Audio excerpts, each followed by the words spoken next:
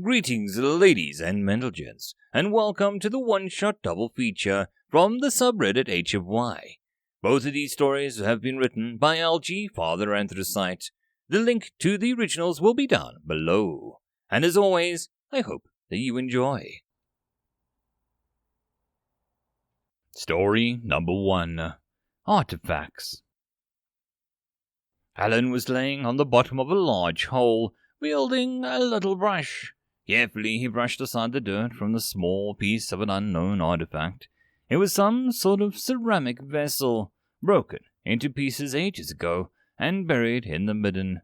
Alan was here working on his xenoarchaeology degree. He'd spent the last 6 years studying all he could about archaeology, recovery, and preservation techniques, as well as the Cherokee culture. He carefully gripped the shard with a pair of tweezers and picked it out of the dirt. He placed it in a small compartment of a divided tray, and noted the lot number, depth, time, and day, compartment number, and all the other relevant data to the piece. He turned back to the dirt and started brushing away, layer by layer, again. Jane sat at a workbench. She placed a piece of ceramic on the work surface, and carefully examined the surface pattern.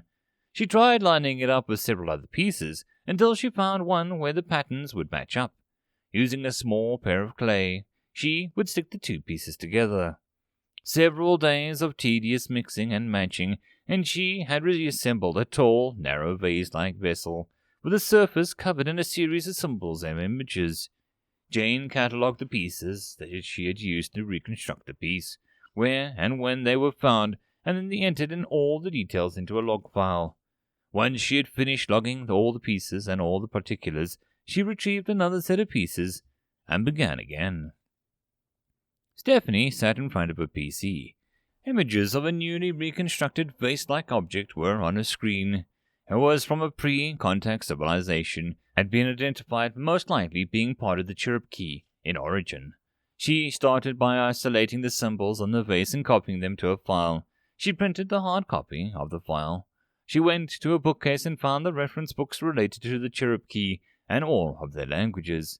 Setting them all down, she started looking up the symbols in all the books. Slowly, she narrowed down the options until she was certain that it was a language called the Chahangop, derivative language from the Cherokee root language that's spoke by a small, isolated group of island dwellers. She spent the next several days translating the symbols. She sent the list of references, translations, and images to the project manager, and started on the next translation. Darrell gathered all the data, the site information, the images of the vase, the multiple versions of the translations. He sent over everything, verified every detail for the 1000th time.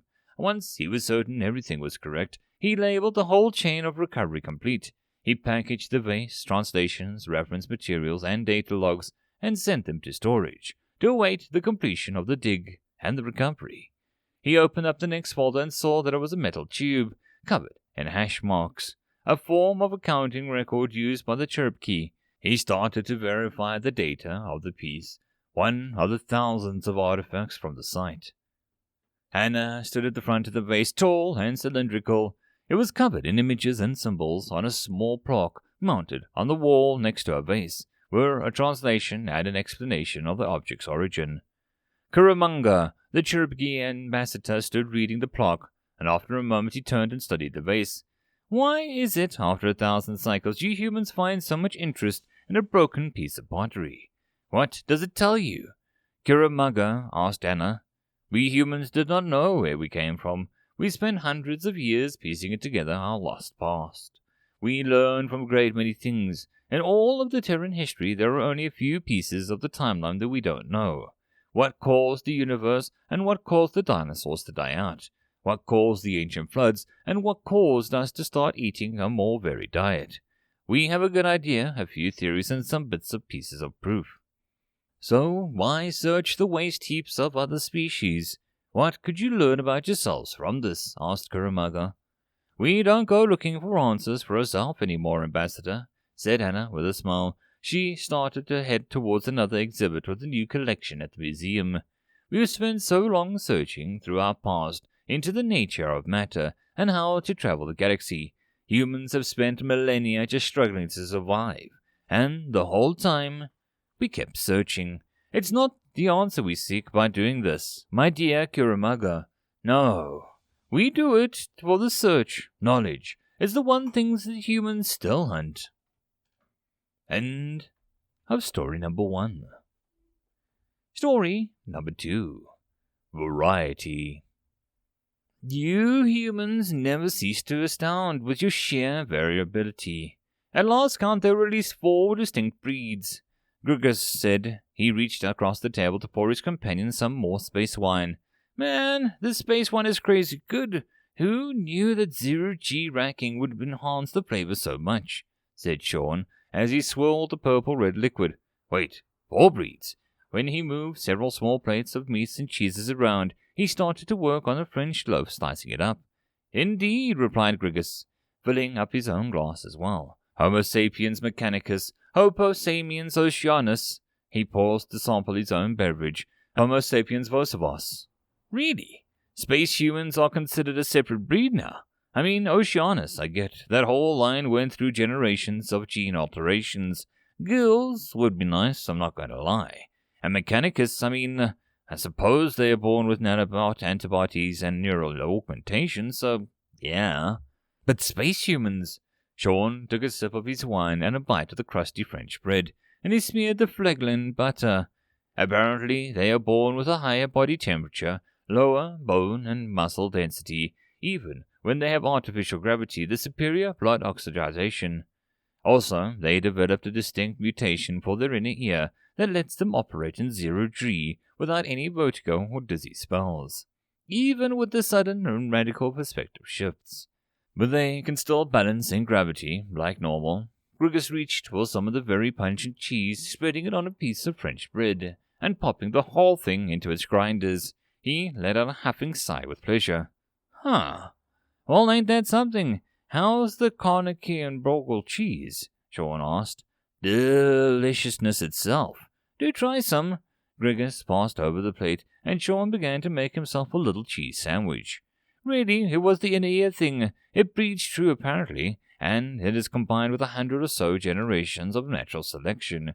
To acquire the other traits was enough for the galactic legal quorum to issue the writ of specification.